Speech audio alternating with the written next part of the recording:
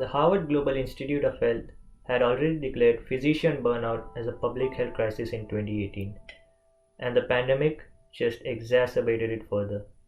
Pushing healthcare workers to their limits every day, the pandemic is causing a widespread burnout in the health workforce. The more burned out they are, the more likely they're going to make medication errors, lose immunity, feel lethargic, and inadvertently spread hospital acquired infections, including coronavirus. Unfortunately, this burden leads to the suicide of nearly 400 physicians each year in the US alone.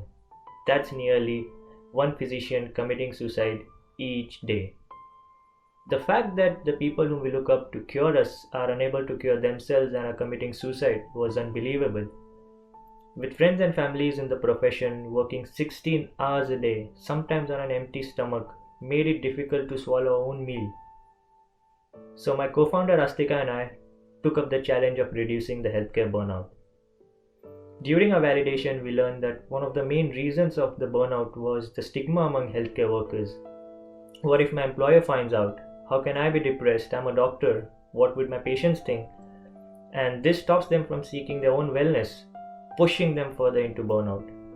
Being a biotechnologist and a medical engineer, I found out that digital therapeutics can help healthcare workers overcome this stigma as it can be delivered in a convenient and a confidential manner.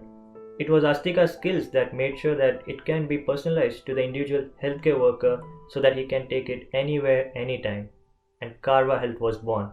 We designed an app through which healthcare workers can measure, manage, and prevent their burnout.